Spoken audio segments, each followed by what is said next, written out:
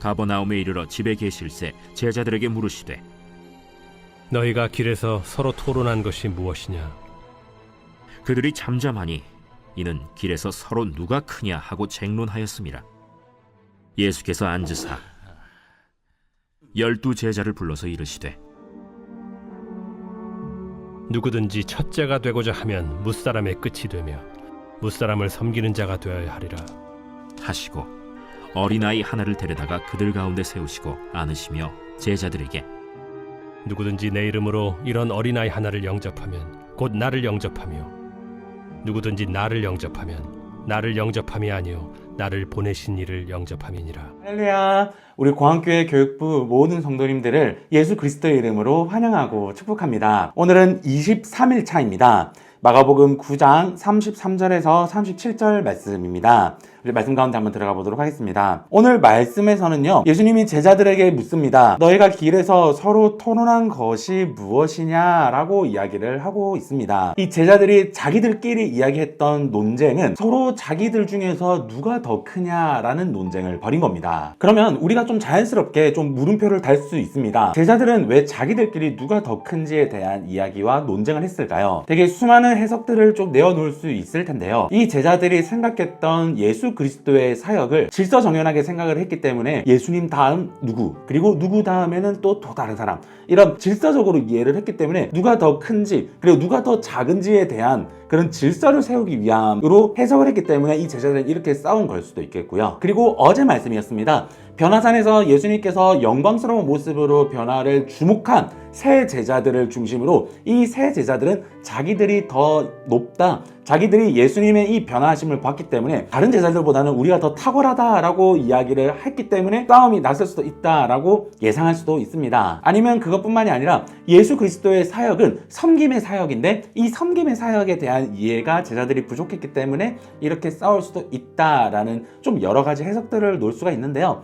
그런데 예수님께서는요, 여러 가지의 원인들로 인하여서 싸우는 이 제자들에게 단 한 방으로 정리를 해 주십니다. 그것은 다른 것이 아니라 바로 어린 아이를 데리고 오셔서 누구든지 내 이름으로 이런 어린이들 가운데 하나를 영접하면 이라고 이야기를 하고 있습니다.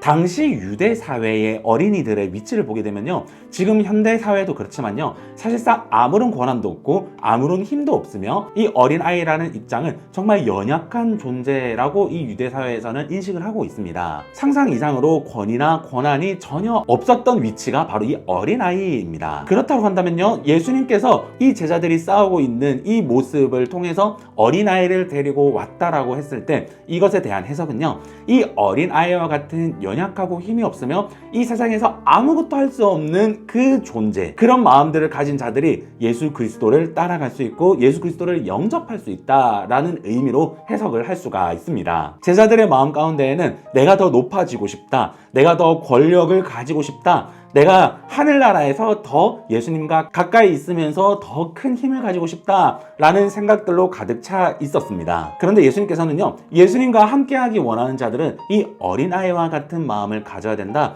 이 어린아이와 같은 연약한 자들, 이 어린아이와 같은 힘이 없고 아무것도 할 수 없다라고 생각하는 겸손한 자만이 예수 그리스도를 영접할 수 있다라고 이야기를 하시고 계십니다. 우리 사랑하는 공항교회 교육부 모든 성도님들 여러분, 우리의 마음이 중요합니다. 우리가 예수 그리스도를 붙잡고 있지만 우리 마음에 겸손과 반대되는 마음들이 혹시 있지는 않으십니까? 내가 예수님을 믿는다지만 내 생활에서 섬김의 마음, 그리고 예수 그리스도를 사랑하면서부터 나오는 그 마음들은 전혀 없고 내가 세상 사람들과 똑같은 삶을 살아가고 있는 나의 모습들, 그런 많은 모습들이 혹시 내 모습이지는 않은지 한번 돌아보시기를 바랍니다. 예수 그리스도를 따라가기 위해서는요, 내가 예수 그리스도를 고백을 해야 되는 것도 맞습니다. 그와 동시에 지금 내 마음의 상태는 깨끗한 상태인지, 내 마음의 상태는 겸손한 상태인지, 내 마음의 상태는 깨끗한 우리 어린아이와 같은 모습은 아닌지 한번 좀 돌아보시기를 바랍니다. 우리 마음의 그릇에 아무것도 없어야 됩니다. 그래야지요, 예수님께서요, 우리 마음을 보시고 우리 마음의 그릇에 예수님의 그 뜨거운 은혜의 기름을 부어 주십니다. 우리가 이 비어있는 그릇에 예수님의 이 기름을 부어 주셔야지 예수 그리스도께서 부어 주신 그 기름을 통해서 온전히 우리가 예수님의 은혜를 누릴 수가 있고요. 예수님께서 부어주시는 그 뜻을 온전히 이해를 할 수가 있습니다. 우리 마음의 그릇에요, 다른 것들이 있다고 한다면요, 주님께서 기름을 부어주셔도 그 불순물 때문에 온전한 예수님의 은혜와 온전한 예수님의 뜻을 제대로 알 수가 없다라는 것을 오늘 예수님께서는 이야기를 해주고 계시다라는 것이죠. 오늘 하루도요, 예수 그리스도 안에서 승리하시고요,